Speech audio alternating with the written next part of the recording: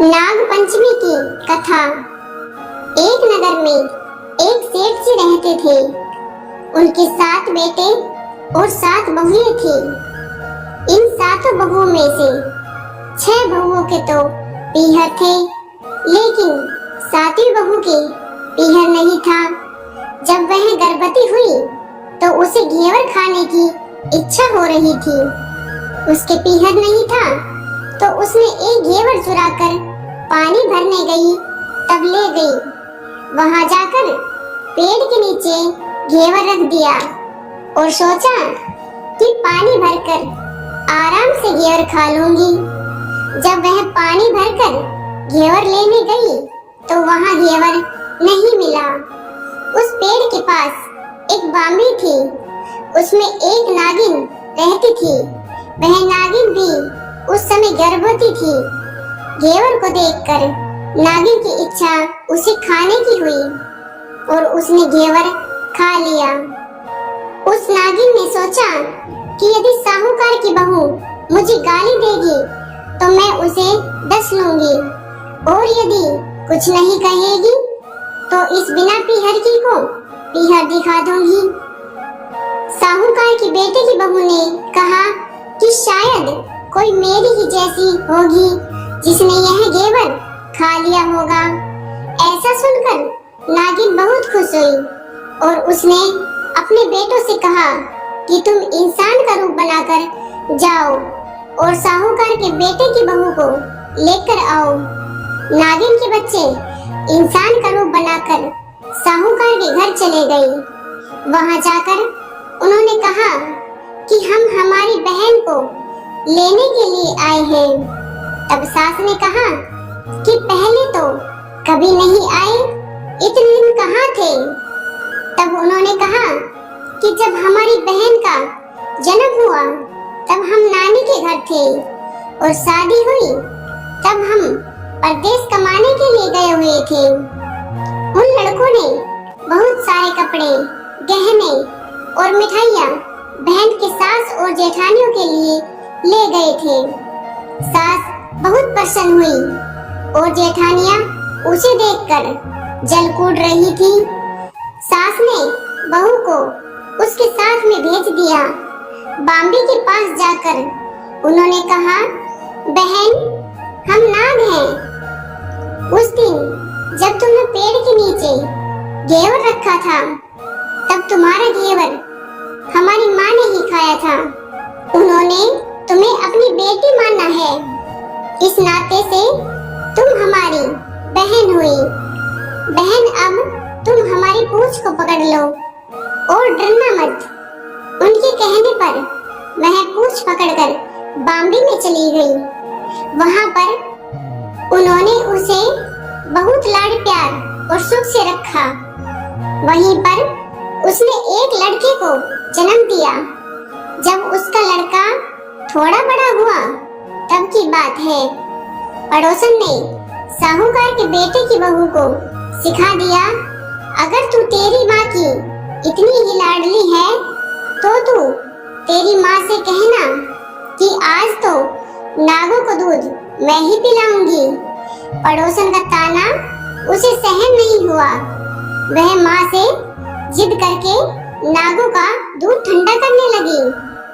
अभी तक दूध ठंडा नहीं हुआ था, उससे पहले ही उसके बेटे ने घंटी बजा दी।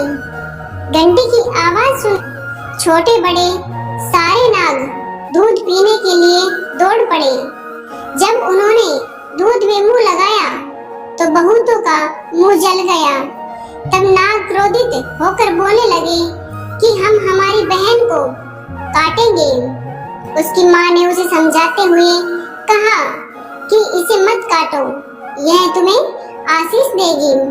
तब साहूकार के बेटे की बहू ने कहा, जियो म्हारा नाग नागिनी, जियो म्हारा खंडा अंडा वीर, वीर उठावे देख लीरो चीर, चीर तो फट जावे पण वीर जीता रहेवे।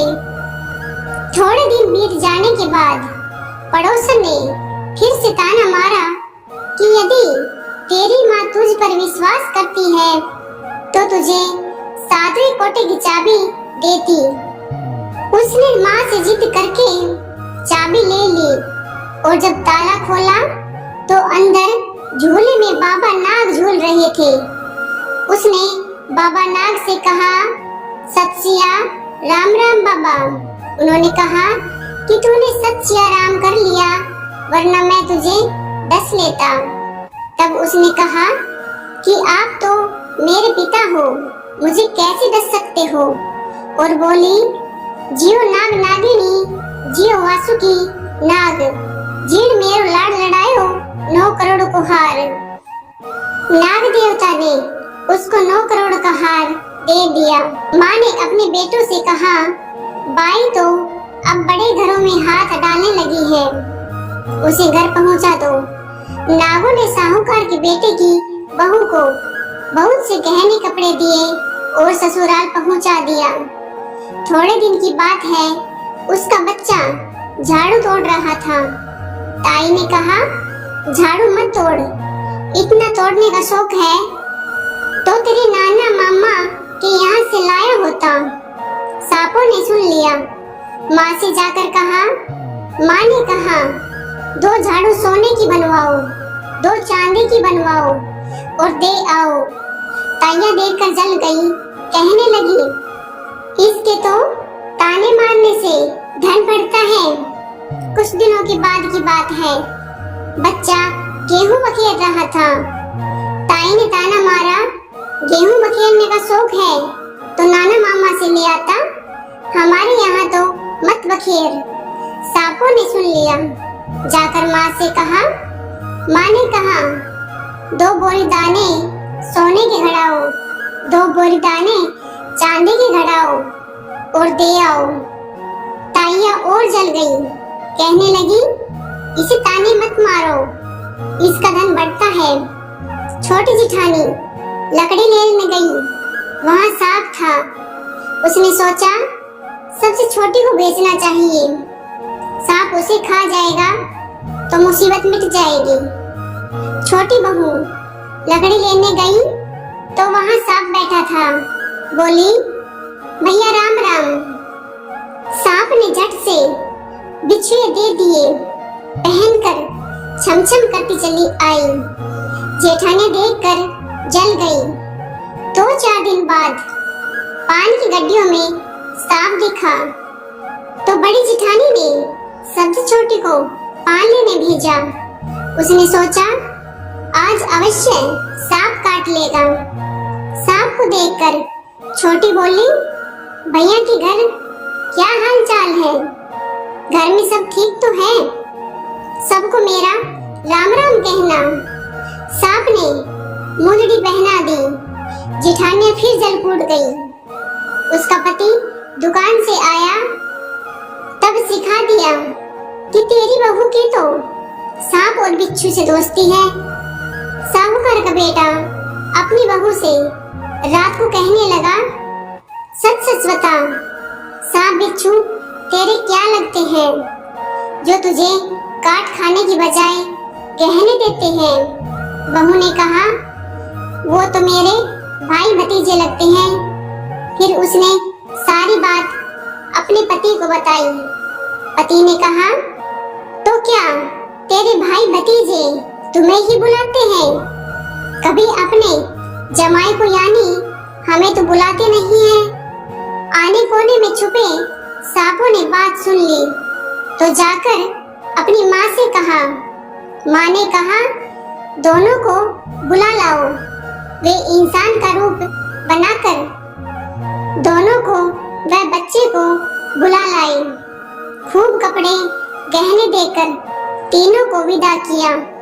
ऐसा समर्थ पीहर नाग पंचमी की कहानी कहने वालों को, नाग पंचमी की कहानी सुनने वालों को सबको मिले। जैसी अनपीहरी वो पहले रही थी, किसी को भी न रखे। दोस्तों, वीडियो को लाइक, शेयर और सब्सक्राइब जरूर करना। मिलते हैं अगली वीडियो में। धन्यवाद।